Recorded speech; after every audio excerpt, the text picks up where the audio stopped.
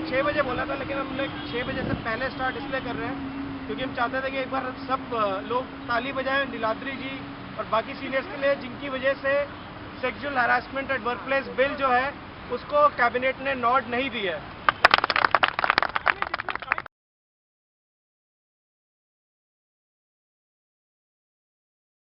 जो हमारे यहाँ के जानी माने आरटीआई एक्सपर्ट है और इनकी कुछ सक्सेस स्टोरीज भी हैं, बाकी सीनियर्स की भी सक्सेस स्टोरीज है जो कि हम लोग आज कवर करेंगे। We have Niladri ji, we have Asif ji, we have Vijay Naru, we will have Soni sir also coming in, who will be sharing their idea about RTI and RTI with respect to all these litigation which have, जिसकी वजह से हम लोग यहाँ पर हैं, जो भी केसेस चल रहे हैं जिसकी वजह से हम लोग यहाँ पर हैं, तो RTI का उसके पर्सपेक्टिव में क्या रोल है और वो हमें कैसे हेल्प कर सकता है उसके बारे में सेशन है। राजन है, राजन के पास छोटी छोटी स्लिप्स हैं, तो जब संदीप जी बता रहे होंगे उस समय पे कोई सवाल ना पूछे, वो स्लिप्स ले ले राजन से और उस पर अपना सवाल लिख लें अपने नाम के साथ। उसके बाद सेशन खत्म होने के बाद हम लोग ये सवाल फिर एक्सपर्ट्स को देंगे और वो लोग फिर उस हिसाब से जवाब देंगे और अपने यही मिलेगा कि बाद में यही मिलेगा। यहाँ पॉसिबल होगा तो यही मिल जाएगा, नहीं तो आपको मेल पे मिल जाएगा। ठीक है। और इन एनी केस अगर आप लोग के जो सवाल हैं, क्योंकि अब ये पब्लिक फोरम में ही डिस्कस होगा, तो चाहे तो आप अपने बड़े केस स्पेसिफिक चीज़ें उसमें ना लिखें, आरटीआई से लिंक अगर कोई जेनरिक आपका सवाल है जो आपके केस में भी काम आ सकता है उस हिसाब से पूछें, क्योंकि सवाल पूछने के समय आपको ये भी बताया जाएगा कि आरटीआई के सवाल किस तरीके से इंटेलिजेंटली ड्राफ्ट करने चाहिए। तो ओवर टू संदीप सर जो आरटीआई के बारे में इनिशियल्स करेंगे और राजन उनकी हेल्प करेंगे इन टर्म्स ऑफ यहाँ पे लिखित में करने में। चलो नीचे।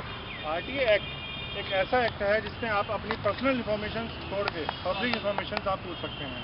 मेन चीज़ जो गवर्नमेंट रिलेटेड आइटम्स हैं वो आप पूछ सकते हैं उसके अंदर। ये 2005 में शुरू हुआ था। इसमें जो है आपका फंडामेंटल राइट है अपनी किसी भी चीज़ को इन्फॉर्म को पता करने के लिए। सबसे बेसिक चीज़ है RTI act, right to information, जो 2005 में शुरू हुआ है। ये नहीं कि 2005 के बाद के आप क्वेश्चन या कुछ भी इन्फॉर्मेशन आप ले सकते हैं। लास्ट 20 साल की इन्फॉर्मेशन आप डिपार्टमेंट से पूछ सकते हैं। दूसरा, इसके अंदर कई ऐसे पॉइंट्स हैं कि इन्फॉर्मेशन कहाँ पे कैसे कैसे आप फॉर्म में ले सकते हैं, चाहे वो फ्लॉपी फॉर्म में है, चाहे सीडी फॉर्म में है, चाहे आप सेल्स में ले सकते हैं।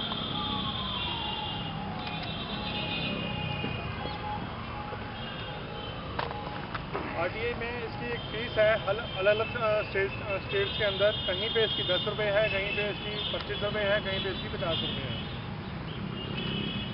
मेन इसकी कर्नाटका, मध्य प्रदेश, मेघालय, महाराष्ट्र, नागालैंड, उड़ीसा, पंजाब, राजस्थान, तमिलनाडु, त्रिपुरा, उत्तर प्रदेश, वेस्ट बंगाल, इसमें 50 रुपये फीस है इसकी। दिल्ली और गुजरात इसमें आपकी 10 रुपये है।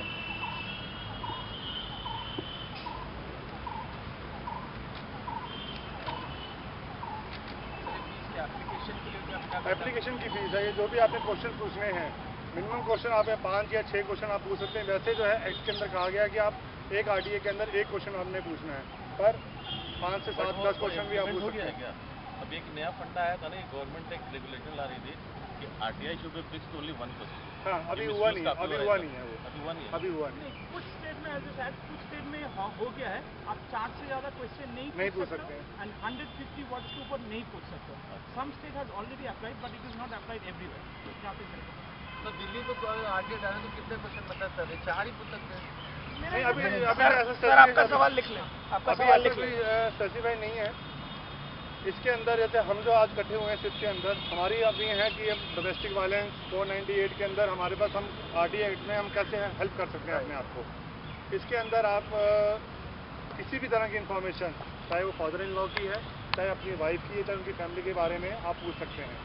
जैसे आप हमारे मेंटेनेंस केस के अंदर लड़की कहती है कि हम काम नहीं कर रही, तो आपको उसके अगर आपको मालूम है कि वो वर्क कर रही है, उसका पीएफ अकाउंट है, उसका ईएसआई अकाउंट है, उसका बैंक अकाउंट है, तो आप बैंक में और ईएसआई में और पीएफ डिपार्टमेंट में आप आरटीआई लगा के और अपना कारण मेन रीज़न देके आपको एक रीज़न की कॉपी लगानी पड़ेगी साथ में, नहीं तो उसको अपील के अंदर वो आपको जो है कॉपी प्रोवाइड करानी पड़ेंगी और वो आपको इन्फॉर्मेशन मिल जाएंगी कि उसका पीएफ अकाउंट क्या है, उसका ईएसआई में क्या है, वो आपको डिटेल्स उसमें मिल सकती हैं।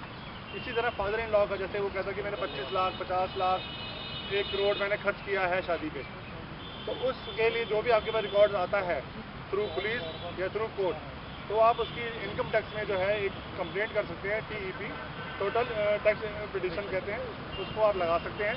पहले जस्ट एक कंप्लेंट आप दीजिए कि ये पेपर्स मुझे थ्रू कोर्ट से या थ्रू पुलिस के थ्रू इंफॉर्मेशन मिली है और ये मैं चेक कराना चाह रहा हूँ। उसके बाद आप RTA के अंदर उसके क्वेश्चन आप बता सकते हैं कि हाँ ये उसका असेसमेंट उसकी कितनी है, कितना उसने पे किया है और उसके इनकम टैक्स उसके खर्चे के इक्वल है या नहीं है, तो वो सब चीज़ें आप उसके अंदर आप पूछ सकते हैं। यार TEP का अच्छा से एक्सप्लेन करके बताया कैसे निकालते हैं। TEP जो है, जैसे आपने लड़की ने आपके ऊपर 25 लाख का या 50 लाख का TEP का फुल फॉर्म भी बताओ। टैक्स एविशन पिटीशन कि जो उसने खर्चा किया है उसके ऊपर उसने नॉर्मली क्या होता है ना, कई बार रिप्लाई आया था इनकम टैक्स से कि this is personal information, third party information we can not share. नहीं, अब उसमें कई हमारी CIC की जजमेंट्स आ चुकी हैं जो आपको थर्ड पार्टी इन्फॉर्मेशन नहीं है। अभी लास्ट मार्च में 23 मार्च 2011 में एक जजमेंट आई है मनोज कुमार वर्सेस की, तो CIC ने उसको जो है अप्रूवल दी है कि आपको फादर इन लॉ की जो डिटेल्स हैं वो आपको शेयर करनी पड़ेगी सन इन लॉ को, तो वो आप जजमेंट लगा सकते हैं। लोगों को TEP डिटेल में बता दो, क्योंकि मुझे लगता है काफ़ी लोगों को पता नहीं होगा। मैं वही बता रहा हूँ। तो TEP है टोटल टैक्स पिटीशन है, इसके अंदर आप जो भी इन्होंने 2 नंबर पे आपके ऊपर काम किया है, 2 नंबर पे जो भी इन्होंने अपना खर्चे दिखाए हैं, टैक्स पे नहीं किया, तो आप उसके ऊपर टैक्स लगा सकते हैं कि इतना इन्होंने खर्चा किया, तो कैसे किया खर्चा। तो नॉर्मली सर इनकम टैक्स करते हैं, कैसे एक्शन लेते हैं? आप उसने पहले एक कंप्लेंट डाली, explain the process of TEP to everyone. आपके पास जैसे पुलिस से या आपके कोर्ट से उन्होंने ITR शेयर कर दिया सर, ठीक है। हाँ। I think let us start. Let's slowly answer. Let's slowly also. ITR share करने के Supposing I'm just sorry, I'll interrupt. The question is that मेरा ससुर ने बोला है मेरे को 50 लाख रुपया दहेज में दिया है. How to take advantage of it through TEP? I think sorry also you add you share your own personal experience with an example so that we all understand it. ठीक है, पहले सबसे पहले ये समझिए टैक्स इवेजन पिटीशन है क्या।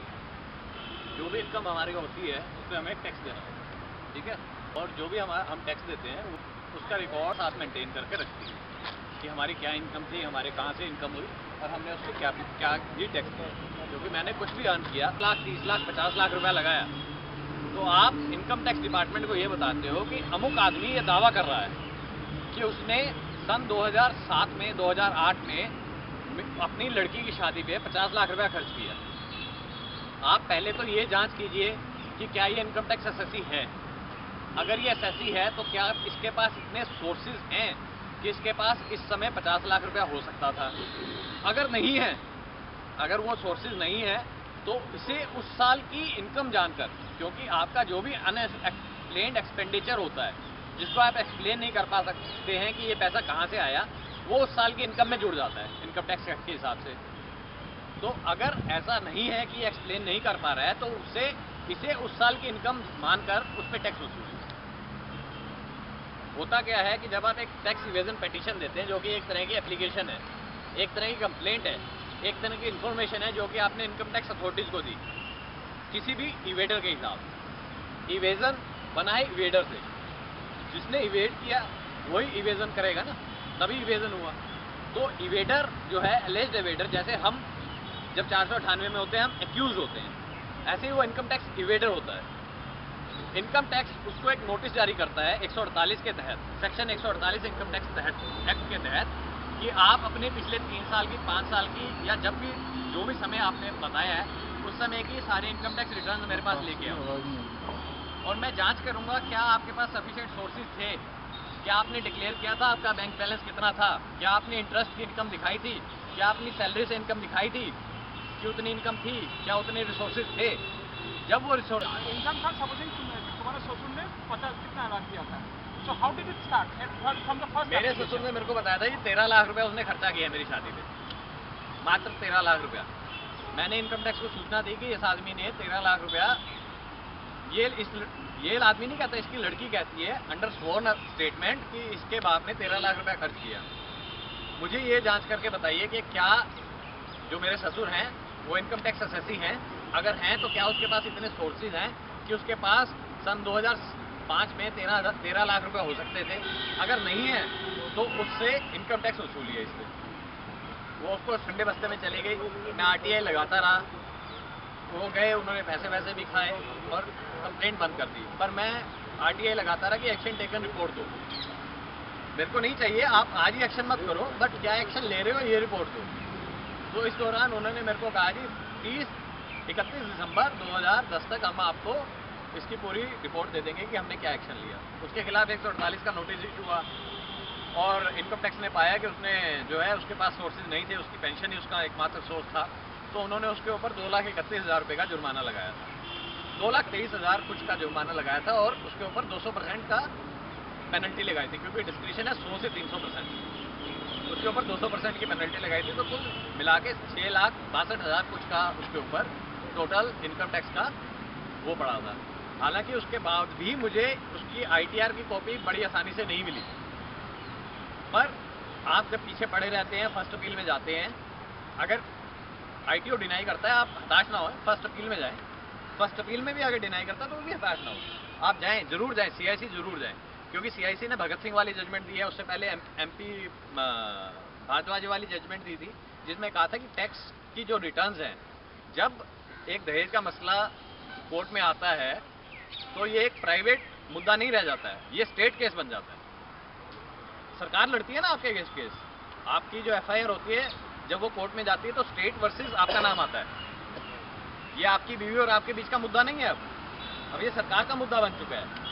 और इनकम टैक्स ने ये CIC ने ये भी होल्ड किया है कि जब कोई आदमी टैक्स इवेजन की इंफॉर्मेशन देता है तो उसे ये जानने का अधिकार है कि उसके ऊपर क्या कार्रवाई हुई। तीसरी बात, एक और आप इसमें ऐड कर सकते हैं, जो कि मैंने ऐड की थी, जिससे मेरे को फायदा हुआ था, कि आपको जो भी टैक्स गवर्नमेंट निकालती है उसका 10% आपको एज अ प्राइज मनी मिलता है इंफॉर्मेशन देने के लिए, इन्फॉर्मल रिवॉर्ड कहते हैं।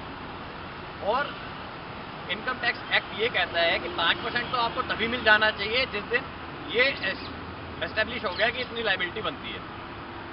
आप ये कहें जाके कि ये मेरा 5% कहाँ है, मेरे को मिल गया नहीं मिला नहीं, पर उसकी वजह से इन्फॉर्मेशन सारी मिल गई।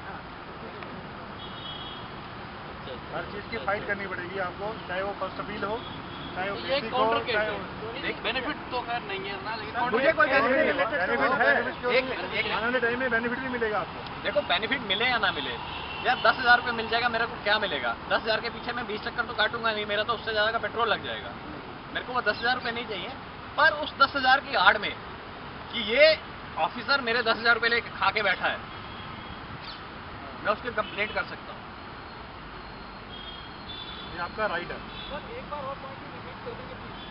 सर ऐसा होता है कि आपकी कंप्लेंट पे, आपकी इंफॉर्मेशन पे जो भी टैक्स गवर्नमेंट निकालती है उसका 10% आपको रिवॉर्ड मनी की तरह देती है।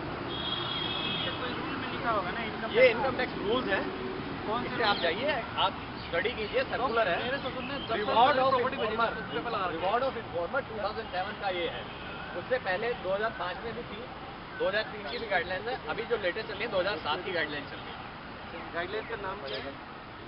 सर्कुलर मेरे पास पड़ा है यार, मैं भेज दूंगा, जो ईमेल करके मेरे से ले ले। सर्कुलर मेरे पास पड़ा है, मेरे को पूरा याद नहीं है। रिवॉर्ड टू टैक्स इन्फॉर्मर्स कुछ ऐसा है। ये करोगे 10 दिन में अच्छे आ जाएगा।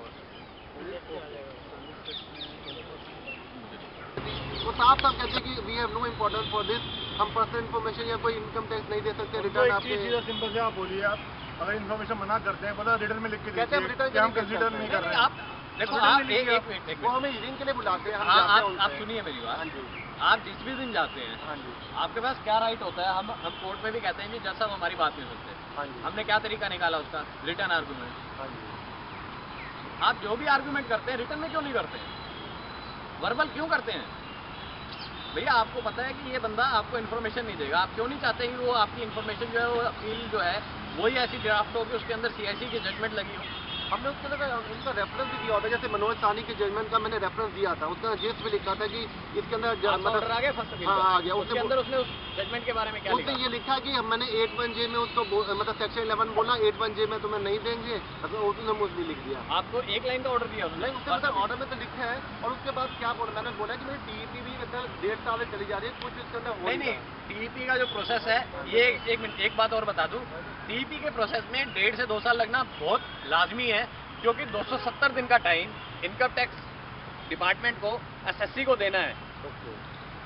मतलब कि 9 महीने का टाइम तो कम से कम एसएससी को देगा वो अपनी इनकम टैक्स रिटर्न दोबारा फाइल करने के लिए। तो वो 270 दिन लॉ है, वो कोई मना नहीं कर सकता। आप सोचो कि उसके ऊपर आज ही एक्शन हो जाए, नहीं होगा। सर टीईपी डालने के लिए हमारे पास क्या इन्फॉर्मेशन होनी चाहिए? टीईपी डालने के लिए आपके पास एक सर्टिफाइड कॉपी होनी चाहिए जिसमें स्त्री धन की लिस्ट हो।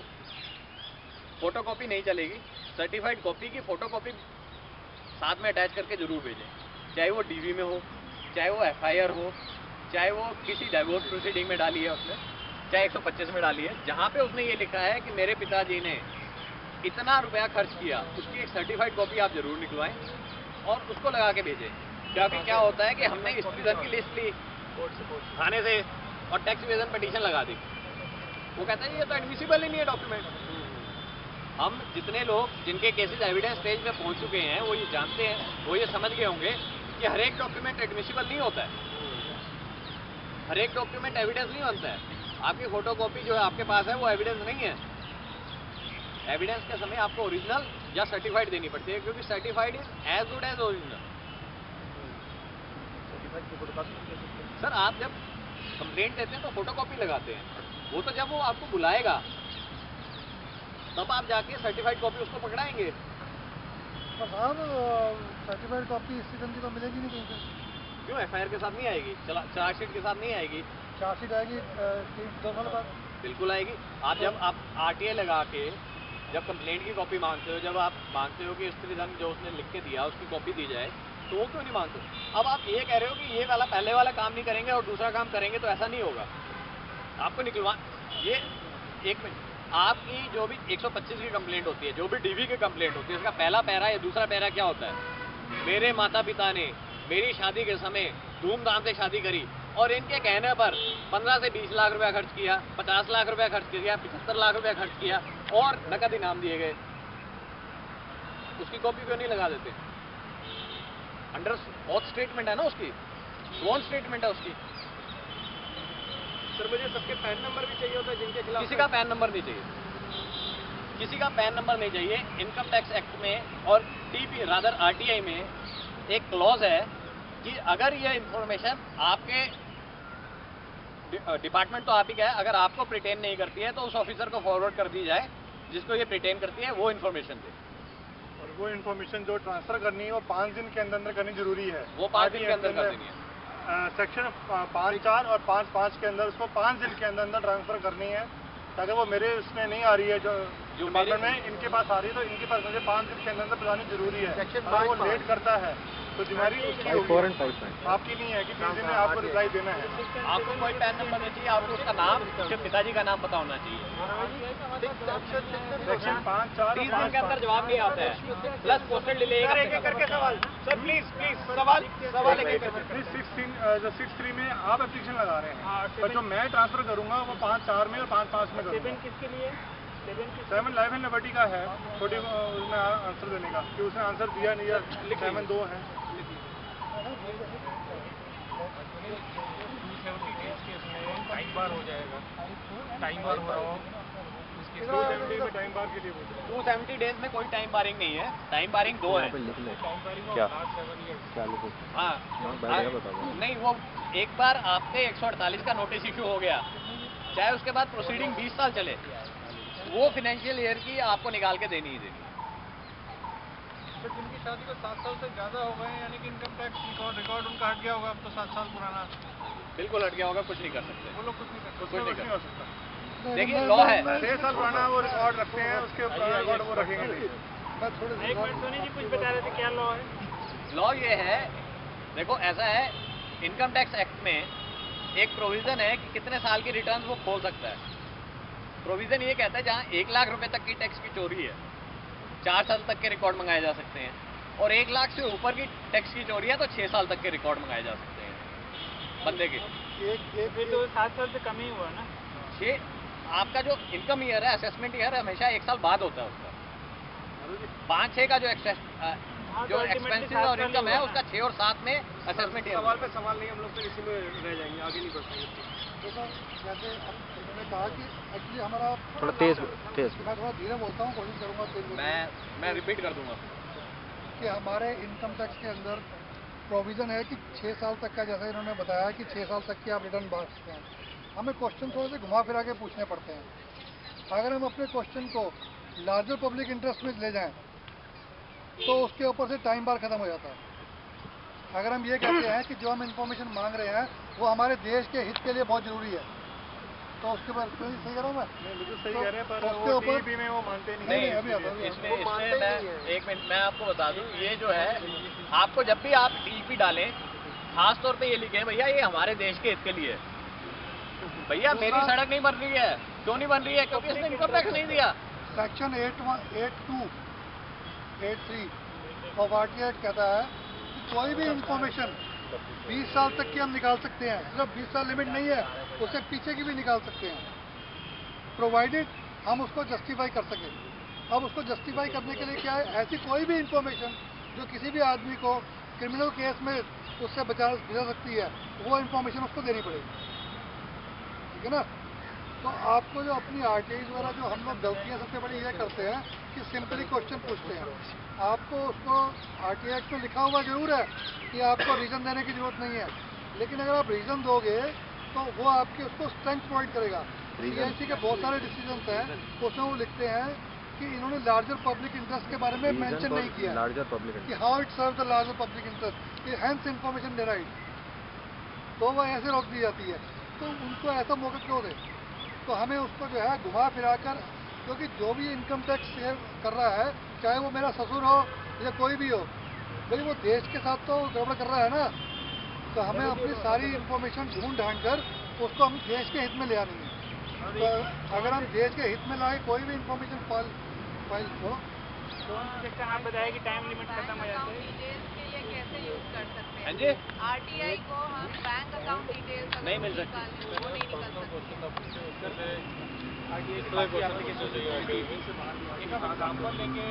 आपके अगेंस्ट जब बीवी ने केस चला दिया, आपकी बेल हो गई, बीवी क्या कर सकती है? कुछ नहीं कर सकती, स्टेट केस लड़ रही है ना आपका। आपके अगेंस्ट इनकम टैक्स ने तो बंद ही कर दिया ना, 148 के बाद उसने टैक्स ही नहीं रेज किया। तो आप नहीं, क्या नहीं, करोगे? एक मिनट, अगर Question उसने ये है। 148 का नोटिस को दे दिया है, it is as good as like FIR. चाहे उसके ऊपर 100 रुपए का टैक्स लगाए उसके बाद वो टैक्स लगाएगा जरूर। एप्रोप्रिएट टैक्स नहीं लगा तो क्या करोगे नहीं आप? नहीं, देखिए ऐसे नहीं, ऐसे इसमें नहीं। क्या करोगे? आपके पास एप्रोप्रिएट टैक्स नहीं लगा, आप अपने प्रूफ सबमिट कीजिए ना उसको, और उसके लिए जिसने प्रूफ आपके टैक्स नहीं लगाया है, आप उसके खिलाफ कंप्लेंट कीजिए। आईटीएटी में जाइए। मैं आपको बताता हूँ क्या हुआ हमारे केस में। क्या हुआ कि हमने लगाया कि हमारी बीवी ने जी दहेज में लिखा है कि मारुति जैन और एसी दिया है, उसके साथ में एक लिस्ट का सामान अलग था। हमने एक एप्लीकेशन लगा दी उसके अंदर कि इनके टैक्स रिटर्न इसके हिसाब से टैक्स लिया जाए, कि हम जो मानते हैं जी इन्होंने जो कहा है सच ही कहा होगा, तो कोई बात नहीं, आप ऐसे कीजिए, इनका वो टैक्स रिकवर। मुझे चेक करके, मैंने टैक्स रिटर्न नहीं मांगी। हम लोग जो टैक्स रिटर्न मांगते हैं ये गलत है, आपको जरूरत क्या टैक्स रिटर्न मांगने की? बाद में मांगिए। अरे आपको हमें जरूरत नहीं, लेकिन हमें तो सिर्फ ये पता करना है कि जो हमारे ससुर ने या जिसने भी वो जो उस साल खर्चा किया, क्या उसके टैक्स रिटर्न से ज़्यादा है या कम है। उसकी टैक्स रिटर्न जो है, अगर वो कहता है कि 50 लाख खर्च किया है, तो क्या उसकी टैक्स रिटर्न के अंदर उससे कम है ज़्यादा है? अब देखिए, ना तो मैं फिगर मांग रहा, ना मैं टैक्स आपकी जो है क्या कहते हैं उसको इनकम टैक्स रिटर्न मांग रहा, तो वो क्लॉज तो वायलेट नहीं हुआ ना। मैंने सिर्फ ये मांगा है कि मुझे इतना बता दीजिए कि इतना अमाउंट से ज़्यादा था या कम था। ये कहीं पर्सनल इन्फॉर्मेशन में नहीं आती है, तो उसमें हम ले आएंगे उसको ला कर के हम जो है, जब आप मानते हैं रिटर्न पर्सनल प्रॉपर्टी है। इन्होंने कहा कि सीआईसी के बहुत सारे जजमेंट्स हैं, वो ठीक है नहीं मानते, हमारे देश की सरकार बड़ी ढीठ है, लोग जो हैं वो चीज़ तरह से काम नहीं करते हैं, तो उनसे घुमा के पूछिए ना आप क्वेश्चन कि हमने रिटर्न तो मांगी नहीं, हम तो ये मांग रहे हैं, बताइए कम है ज़्यादा है।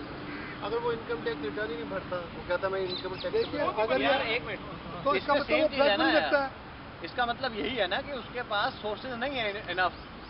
वो कहेगा भैया इनकम टैक्स भरो। मेरे ससुर के पास पैन कार्ड नहीं था, सबसे पहले उसको 40 दिन के अंदर पैन कार्ड बनवाना पड़ा, फिर उसने इनकम टैक्स रिटर्न भरी और उसके बाद उसके पास सोर्सेज नहीं थे। अच्छा दूसरी बात इसमें एक और बता देता हूँ मैं आपको कि कई बार क्या होता है, वो दिखा देता है जी मैंने उससे उधार लिया, उससे उधार लिया, उससे उधार लिया। Right right right. 20,000 रुपए से ऊपर, 20,000 रुपए से ऊपर अगर मैंने किसी से कैश उधार ले लिया है तो मेरे को अपने इनकम टैक्स रिटर्न में शो करना पड़ेगा और उस आदमी के इनकम टैक्स रिटर्न में शो होना चाहिए। एक एप्लीकेशन और लगा दो बेसिकली सामने वाले ने भी टैक्स की चोरी की है, बस जिन्हें दिया है, जिसने उसको उधार दिया है। यहाँ हमारा है, चारों का नाम दे दो जो उसने नाम कोर्ट में दिया है कि मैंने 50,000 सिंह से लिया, 50,000 शर्मा से लिया, वर्मा से लिया, उन सबके नाम दो। उसने कैसे चोरी की? मान लो मैं आपको उधार देता जब हूँ, ATR मांगते हो तो बताएगा ना 20,000 रुपए तक के लिए छूट है।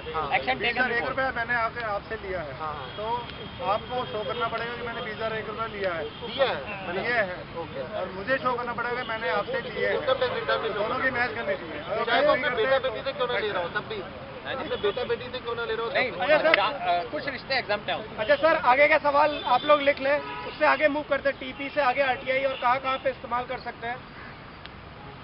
आरटीआई अगर अभी आपको मैंने बताया कि पीएफ डिपार्टमेंट में आप ले सकते हैं, ईएसआई में ले सकते हैं आप, बैंक में ले सकते हैं आप, और कोई भी ऐसा रिलेटेड जो हमारे अपने केस से रिलेटेड है, आप उन सब में इंफॉर्मेशन आप ले सकते हैं आप।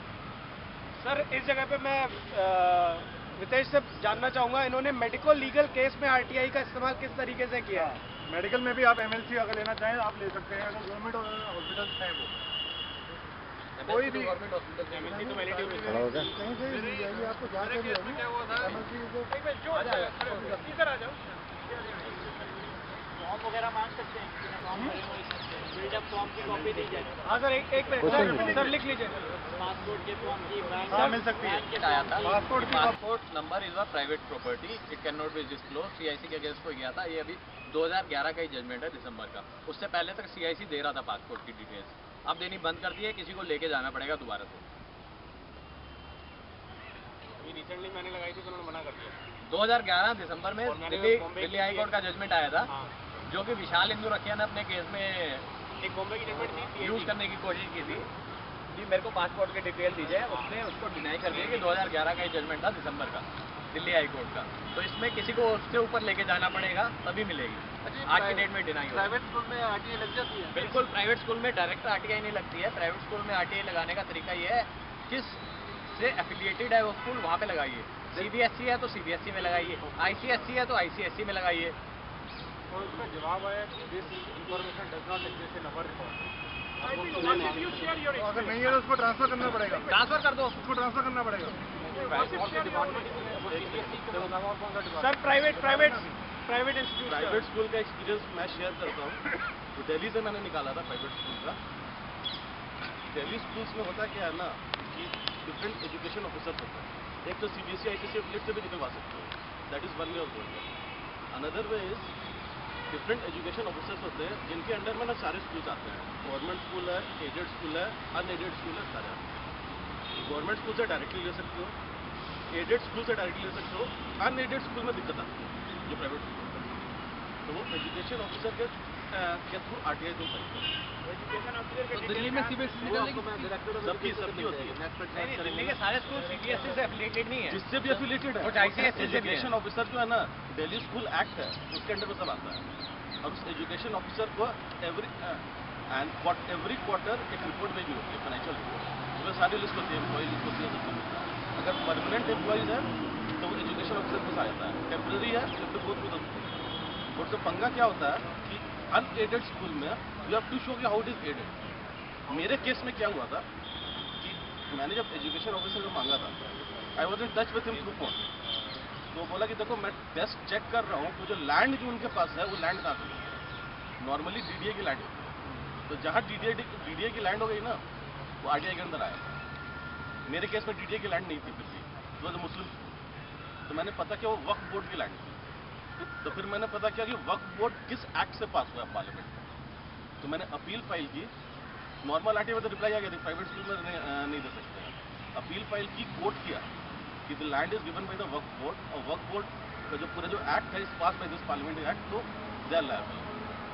तो अब अपेलेट का आ गया था रिप्लाई कि within 10 days they give me reply, otherwise penalty है, अदर दिन का paper. Very good, very good. और दूसरा ये है CBSE ICSE बोर्ड के प्रेसिडेंट उमेश तलवार लखनऊ में है, उसने इसके CBSE के लिए यहाँ बेसिया में आना पड़ेगा। CBSE के लिए CBSE का देख लो यार मेडिकल सर्टिफिकेट लगाया हुआ है जो जनरली दिल्ली में मैंने देखा नहीं है, पर जो लोग अपने बिहार और यूपी में केसेस फाइट कर रहे हैं उनके केसेस में जनरली लोग क्या करते हैं, अटेम्प्ट टू मर्डर या कोई और सीरियस क्राइम लगाने के लिए लोग एक फेक मेडिकल सर्टिफिकेट बनवा लेते हैं। तो fake medical certificate was filed with the FIR and because of that attempt to murder का केस भी लगा दिया था मेरे ऊपर, लगा दिया है रादर 307।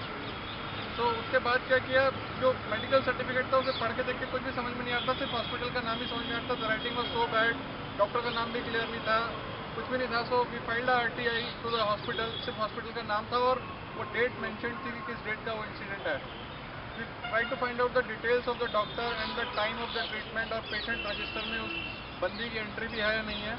एंट्री उन लोगों ने करवाई थी, डॉक्टर का नाम एटलीस्ट पता चल गया। I met the doctor, doctor ने मुझे बोला कि मैं आपकी हेल्प करूंगा, मुझे नहीं पता था कि इसको गलत तरीके से यूज़ कर लिया जाएगा आपके अगेंस्ट, और ये तो नॉर्मल ट्रीटमेंट के लिए आई थी, यहाँ पे मैंने इसका मेडिकल सर्टिफिकेट बना दिया। थोड़े दिनों के बाद रियलाइज़ हुआ इसी ग्रुप के थ्रू कि एटलीस्ट गाजियाबाद में यहाँ 2-3 बंदे ऐसे हैं जिनके केसेस में भी मेडिकल सर्टिफिकेट लगा था और उसी डॉक्टर ने बनाया था वो मेडिकल सर्टिफिकेट। एप्लीकेशन की कॉपी है आपकी, जो उसका रिप्लाई है, और फिर फर्स्ट अपील जो आपने करी उसका रिप्लाई है, उसकी 5 सेट आपको जो है CIC में सबमिट कराने पड़ेंगे।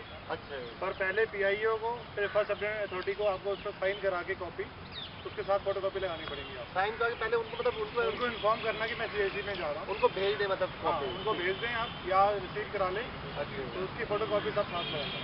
सर अब नीलाद्री सर थोड़ा बताएंगे about illegal businesses. My father-in-law was running a illegal, rather a business in his own shop, in his own house, and it was my father-in-law's father, or rather my grandfather-in-law. He was a chemical engineer and he managed a license from the Kolkata Municipal Corporation. And after his death, my own father-in-law was running that particular factory. So what I did, I filed 4 RTI in Kolkata. In fact, West Bengal में RTI तो बहुत ही बुरा हाल है. फिर भी I filed it at 4 places. First, I filed it at the local police station. I said that my Sasur is running an illegal factory in his own business, in his own residential complexes, and it is emitting huge smokes and pollution. And recently there has been a major fire in Stevens Court in Kolkata, in which 42 people have died, and it was found that it was due to an illegal factory and due to an illegal electrical connection. So give me those following answers as per the RTI Act. Number 1 question, give me the name of the police officer who is actually looking into this area and is still not taking any action, knowing that an illegal factory is working under it. Number 2, what are the laws and the formalities my father-in-law has to complete before, during the running of his business. ऐसे करके मैंने 10 question पूछा। तो क्या हुआ, ये मिलने के बाद ही लोकल पुलिस स्टेशन वो मेरा ससुर के घर पहुंच गया और मेरा ससुर ने लिख के जवाब दे दिया कि मेरा घर में कोई फैक्ट्री चल ही नहीं रहा है, मतलब वो फैक्ट्री उधर ही उसने बंद करवा दिया, नहीं तो police फंसेंगे। At the same time, I filed 3 other RTIs, one at the electricity department at the Kolkata Electrical Board. उसको मैंने ये पूछा कि आपने जो इधर जो फैक्ट्री चल रहा है उसका जो कनेक्शन है वो कौन सा कनेक्शन है, डोमेस्टिक कनेक्शन है या कमर्शियल कनेक्शन है। फिर वो भी पहुंच गया उधर। फिर फायर डिपार्टमेंट में एक क्वेश्चन पूछा, did they take all the regulatory authorities जो परमिशन होता है फायर डिपार्टमेंट के लिए, वो लिया है क्या, उसके पास वो भी नहीं था, तो वो भी पहुंच गया। कोलकाता म्यूनिसिपल कॉर्पोरेशन में पूछा कि इधर जो फैक्ट्री चल रहा है इसका लाइसेंस किसका है, इसका नाम है ये बताइए, और उसने वो लाइसेंस अभी भी है या वो एक्सपायरी कर गया है। फिर उसने जवाब दिया लाइसेंस तो मेरा ससुर का फादर के नाम पे था, विच वाज एक्टिव। उसके बाद ये लाइसेंस कभी रिन्यू नहीं हुआ, फिर वो भी मेरा ससुर को लास्ट में मैंने जब 3 साल तक वेट किया कि शायद समझ जाए, नहीं संभली, आया मैं डिफेंड करता रहा अपने आप को, नहीं हुआ, FIR दर्ज हो गई, मुझे बेल लेने के लिए कहा गया। सोनी जी ने भी कई बार कहा, मैंने बेल नहीं ली, चलता रहा केस। लास्ट में मैंने क्या किया, जब उसने घर पे रिकवरी के लिए आई, पुलिस लेके हंगामा किया, सामान लेने से मना कर दिया, तब मैंने सोचा कि मेरी कमजोरी, चुप्पी को मेरी कमजोरी समझ रही है। तब मैंने फर्स्ट टाइम जो है उसके फादर के ऑफिस में अप्रोच किया, उनके फादर ऑफिस में जाके मैंने डिटेल्स RTI के थ्रू निकलवाई कि वो आदमी कॉन्ट्रैक्टर है, गवर्नमेंट कॉन्ट्रैक्टर है, कितना काम करता है, कितनी वर्थ है उसकी। उसके बाद उसकी डिटेल्स मेरे पास आई, कॉन्टैक्ट लिस्ट आई मेरे पास। उसमें जैसा भी ये पेपर है, कोई भी आप प्रिंट आउट लेते हैं आप कंप्यूटर से तो बिल्कुल सीरीज में निकलता है, कोई टेढ़ा मेढ़ा नहीं निकलता। तो उसमें एक वर्ड टेढ़ा था, मुझे कुछ डाउट हुआ, मैंने वो CPWD की साइट पे जाके एड्रेस लिया और वहाँ एक RTA लगाई कि ये बंदा बताया कॉन्ट्रैक्टर है या नहीं है और कब से ये काम कर रहा है। जो भी रिकॉर्ड है उसमें आ रहा है कि पिछले 20 साल से वो काम कर रहा है। जब उन्होंने रिकॉर्ड चेक किया पता चला कि उसने गवर्नमेंट टेम्परिंग कर रखी है, इनका नाम हटा के अपना नाम डाल के ऑर्डर ले रहा है। मेरे पास एक क्लू मिल गया मोटा कि बंदा फ्रॉड है, जो बिल्स बनाए हैं वो फ्रॉड है। उसकी मैंने चेकिंग कराई, सेल टैक्स में कराई, इनकम टैक्स में कराई, सर्विस टैक्स में कराई। डिपार्टमेंट के लोग उसके घर जाने लग गए कि हाँ जी अपना ये बिल्स दिखाओ, अपने ये वेरिफिकेशन करो। भागने लग गया। सर्विस टैक्स में, सेल टैक्स में जाके बोलता है कि मैं वैट में रजिस्टर्ड नहीं हूँ क्योंकि मैं सर्विस टैक्स में काम करता हूँ। सर्विस टैक्स है जॉब वर्क में, इसलिए मेरा वैट मेरा वो नहीं है। वो पेपर मैंने उठाया वहाँ से RTA के अंदर लिया मैंने वैट से और जाके मैंने सर्विस टैक्स में दिया। सर्विस टैक्स ने उसके ऊपर इंक्वायरी बिठाई। इंक्वायरी करने के बाद सर्विस टैक्स और सेल टैक्स ने आपस में पेपर्स जो है एक्सचेंज किए और वो जाके उनके डिपार्टमेंट से चेक हुए। तीनों कोऑर्डिनेशन मैंने खुद बनाई RTA के अंदर। उसके बाद जो है सेल टैक्स ने 4.5 लाख रुपए का फाइन लगाया और सर्विस टैक्स ने उसके ऊपर 19 लाख रुपए का जो है टैक्स लगा दिया।